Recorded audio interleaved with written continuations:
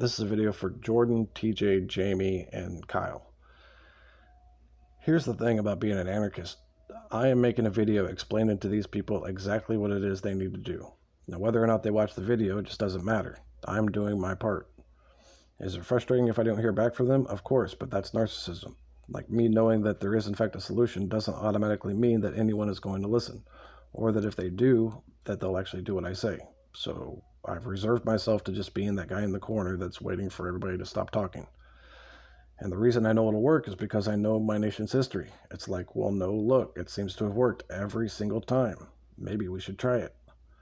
Part of the problem is that these people think that I am just like them and that I am just trying to get attention. I'm not saying that to be rude, it's just a fact. Jordan is trying to get attention to the fact that he's being censored by YouTube. TJ is trying to get attention to the fact that he is no longer right-wing. Jamie is trying to get people to think about borders and capitalism. So we're all on here trying to get attention. What separates us from the pack is that we are communal-minded, which means that what we're trying to spread awareness to or get attention for is the community itself, which is anarchists versus narcissists. Well, what separates me from them is that what I am trying to do is get your attention specifically so that I can show you this thing we can do which will benefit all of us. And by you, I mean anyone watching the video. If you want specifics, I'll give you specifics. But our greatest strength is the element of surprise. And also that they have no defense against us. Their only defense will be to just shut down the website entirely. I would say, Jordan, out of your 100,000 subscribers, how many do you think that you could call to action? I'm using those words deliberately. Out of your 100,000 faithful viewers, how many of them do you think that if you said, hey, I need your help, there's something I need you to go do, would be like, okay, sure, love the show? Like 5,000 maybe? Like, I'm being for real. I want you to think about this. TJ, the Amazing Atheist, has an army of trolls. And I mean, these people are like ogres. They can chew through steel with their trolling skills.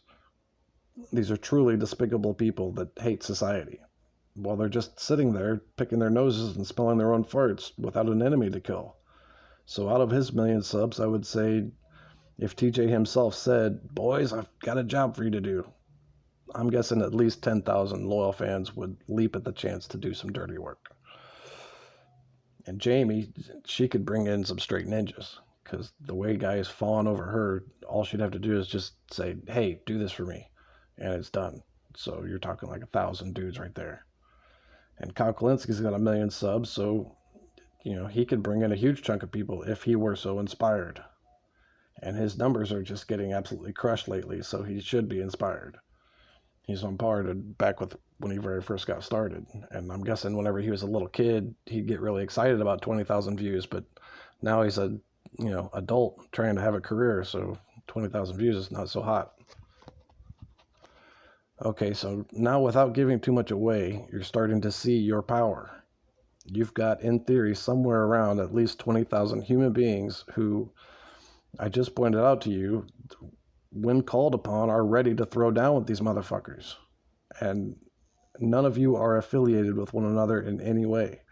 Yet, because you are all communal-minded and you are all being affected, you get what I'm saying. For narcissists, what I'm saying just doesn't click because they don't actually care.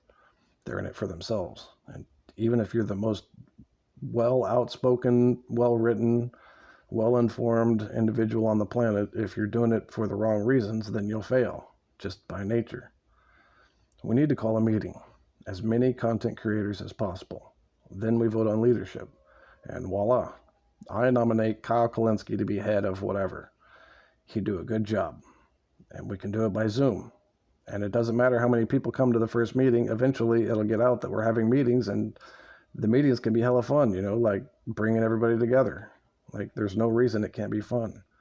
We're talking about taking over YouTube and giving it back to the people.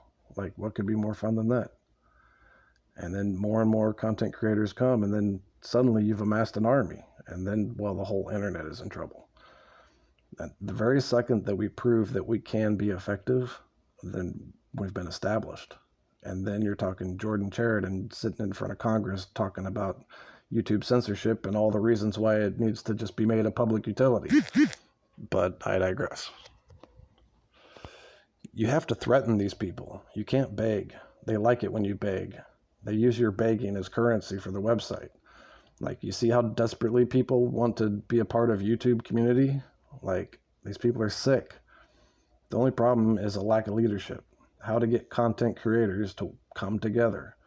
Well, once it's been established, then the work is done. The reason why revolutions fade is because once the problem has been solved, there's no longer any reason to revolt. The revolution of one generation is the common sense of the next. It just needs to happen once to prove it can be done. We have to have a coming of order outside of YouTube's sphere of influence. And voila, YouTube's no longer a dictatorship. So hit me up on Twitter, or just do it yourself, or just ignore me. Like, it's up to you. But you cannot deny the validity in my statements. So really, I am posing all of you with a question. When you are given the opportunity to do something,